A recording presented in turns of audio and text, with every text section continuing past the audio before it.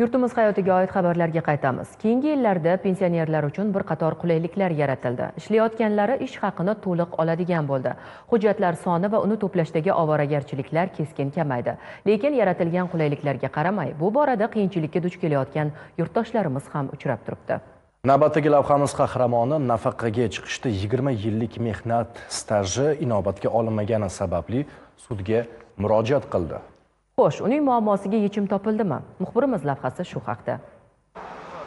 Sherobodlik 1969-yilda tug'ilgan Xadicha Noriyeva 2023-yilning 12-dekabrida yoshga doir pensiya tayinlashni so'rab, byudjetdan tashqari pensiya jamg'armasi Sherobod tuman bo'limiga murojaat qilgan. Afsuski, bo'lim komissiyasining 19-dekabr kunidagi qarori bilan ayolni mehnat staji hisobga olinmay, pensiya tayinlash rad etilgan.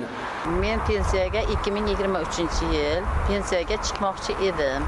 20 yillik stajimni inobatga olmay rad etishdi.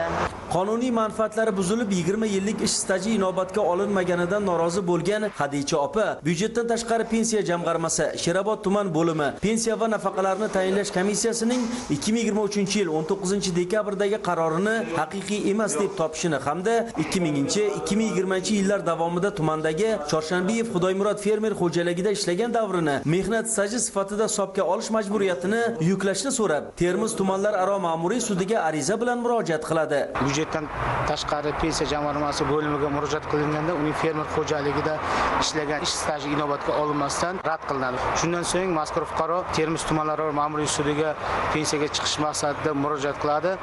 Sud jarayonida aniqlanishicha, Xadicha Noriyevaning mehnat daftarchasida uni fermer xo'jaligida 20 yil mehnat qilganligi qayd etilgan. Shuningdek, fermer xo'jaligi rahbarining 2000-yil 5-yanvardagi ishga qabul qilish hamda 2020-yil 18-sentyabrda ishdan bo'shatish haqidagi buyrug'i nusxalari mavjud. Sud yuqoridagilarni inobatga olib, da'vogar foydasiga hal qiluv qarorini e'lon qildi.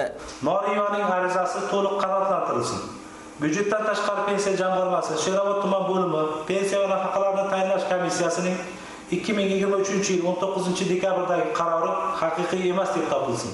Bugungi sud majlisi arizasi qanoatlantirildi va byudjetdan tashqari pensiya jamg'armasi tuman bo'limiga o'sha uning 20 yillik ish stajini inobatga olish haqida majburiyat yuklatildi.